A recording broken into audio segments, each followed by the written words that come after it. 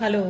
പ്രേമലുവിന് ശേഷം ഗിരീഷ് ഷെഡി സംവിധാനം ചെയ്യുന്ന ബത്ലഹേം കുടുംബ യൂണിറ്റ് അത് തന്നെയാണ് നമുക്ക് ഈ സിനിമ കാണാനുള്ള ഏറ്റവും വലിയ പ്രതീക്ഷ. പിന്നെ നിവിനും മമിത ബൈജു ആയിട്ടുള്ള കോംബോ. നിവിൻ ആദ്യമായിട്ടാണ് ഒരു ഗിരീഷ് ഷെഡി സിനിമയിൽ വരുന്നത്. നമ്മൾ സിനിമയുടെ ഈ ട്രെയിലറൊക്കെ കാണുമ്പോൾ തന്നെ നമുക്കറിയാം, സർവമായലൊക്കെ നമ്മൾ കാണുന്ന പോലെ ഒരു നിവിനെയാണ് നമ്മൾ അതിൽ കാണുന്നത്. മമിത ബൈജു ഇതിപ്പോൾ ഗിരീഷ് ഷെഡിയുടെ മൂന്നാമത്തെ സിനിമയിലാണ് അഭിനയിക്കുന്നത്. സിനിമയുടെ പ്രൊമോഷനും രസകരമായിരുന്നു. സിനിമയുടെ നിർമ്മാതാക്കളായ ഭാവന സ്റ്റുഡിയോസ്, അതായത് നമ്മുടെ ദിലീഷ് പോത്തൻ, ഫഹദ് ഫാസിൽ, ശ്യാം പുഷ്കരൻ അവർ ചേർന്ന് സംഘടിപ്പിച്ച ഒരു ഓണാവകാശ പരിപാടി യൂട്യൂബിൽ പങ്കുവച്ചിരുന്നു. അതും നല്ല രസകരമായൊരു പരിപാടിയായിരുന്നു. അതിലൂടെ അവർ സിനിമയെ പറ്റി കുറേ കാര്യങ്ങൾ പറയുന്നുണ്ട്.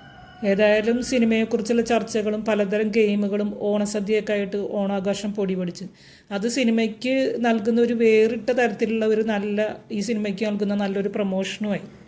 ഗിരീഷ് ഷെഡിയുടെ സിനിമ എന്നുള്ളത് തന്നെയാണ് ഈ സിനിമയുടെ ഏറ്റവും വലിയ ആകർഷണം. പിന്നെ നിവിൻ പോളിയുടെ ആ സേഫ് സോണിലുള്ള ആ ഒരു ക്യാരക്ടറൈസേഷൻ, ആ ഒരു നമ്മുടെ അടുത്ത വീട്ടിലെ പയ്യൻ, ഇതിൽ നിവിൻ പോളി ഒരു മില്ലേനിയം ഇതിലുള്ള ആളാണ്. പക്ഷേ അവൾ ജെൻസിയാണല്ലോ. അപ്പോൾ അവർ തമ്മിലുള്ള ഒരു സ്നേഹബന്ധവും അതിൻ്റെ ആ ഒരു ജനറേഷൻ ഗ്യാപ്പിൻ്റെ ആ ഒരു പിന്നെ വാക്കുകൾ ഉപയോഗിക്കുന്നതിൻ്റെയും ആ രീതികളുടെയൊക്കെ ആ ഒരു വ്യത്യാസവും അതൊക്കെ നമുക്കിതിൽ കാണാം. ഇപ്പോൾ കാസറ്റ്സും MP3 ഫയൽ സൂക്ഷിക്കുന്നതും അങ്ങനെ കുറേ കാര്യങ്ങളൊക്കെ നമുക്കിതിൽ കാണാം.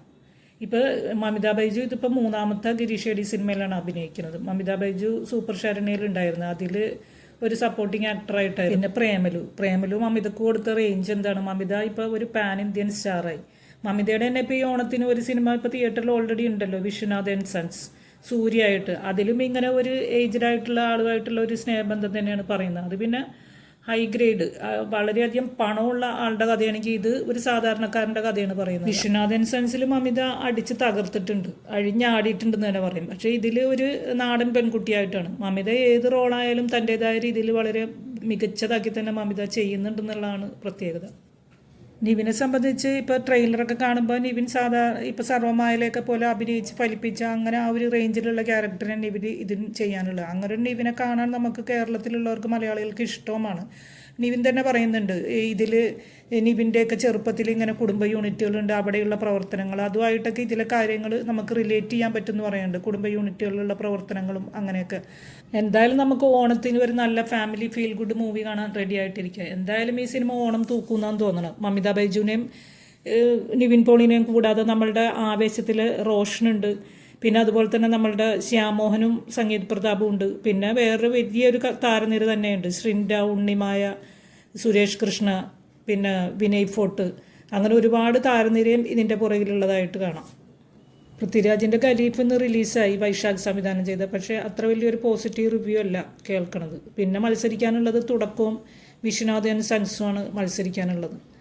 എന്തുകൊണ്ട് നോക്കുമ്പോഴും ഒരു മുൻതൂക്കം ഉള്ളത് ബത്ലഹേം കുടുംബ യൂണിറ്റ് തന്നെയാണ്. ഇനിയിപ്പോൾ സിനിമ വന്നിട്ട് എങ്ങനെയുണ്ടെന്ന് നമുക്ക് കണ്ടിട്ട് തീരുമാനിക്കാം. ഇതുവരെയുള്ള ട്രെയിലറും നമ്മളുടെ സിനിമയുടെ ഈ ഹിസ്റ്ററിയൊക്കെ വെച്ച് നോക്കുമ്പോൾ നമുക്ക് ഒരു നല്ല ചിരിക്കാനും ഫാമിലി മൊത്തം കണ്ടിരിക്കാനും പറ്റിയ ഒരു ഫീൽ ഗുഡ് മൂവിയാണ് നമ്മൾ പ്രതീക്ഷിക്കുന്നത്. ഇനി നമുക്ക് സിനിമ കാണുമ്പോൾ കണ്ടിട്ട് തീരുമാനിക്കാം. പിന്നെ ഗീതു മോഹൻദാസിൻ്റെ ടോക്സിക്കാണ് വരാനുള്ളത്. അതിപ്പോൾ എന്തായാലും കുടുംബ പ്രേക്ഷകരെ ആകർഷിക്കാൻ സാധ്യതയുണ്ടെന്ന് തോന്നുന്നില്ല. എന്തായാലും നമുക്ക് കാത്തിരുന്ന് കാണാം. നിങ്ങൾക്ക് എൻ്റെ വീഡിയോ ഇഷ്ടമായ ലൈക്ക് ചെയ്യാനും സബ്സ്ക്രൈബ് ചെയ്യാനും മറക്കരുത്. വീഡിയോയെക്കുറിച്ചുള്ള നിങ്ങളുടെ അഭിപ്രായങ്ങളും കമൻറ്റ് ചെയ്യുമല്ലോ. വീഡിയോ കണ്ടതിൽ ഒരുപാട് സന്തോഷം. ഇനിയും നല്ല സിനിമാ വിശേഷങ്ങളുമായി വീണ്ടും വരാം. അതുവരെ ബായ്.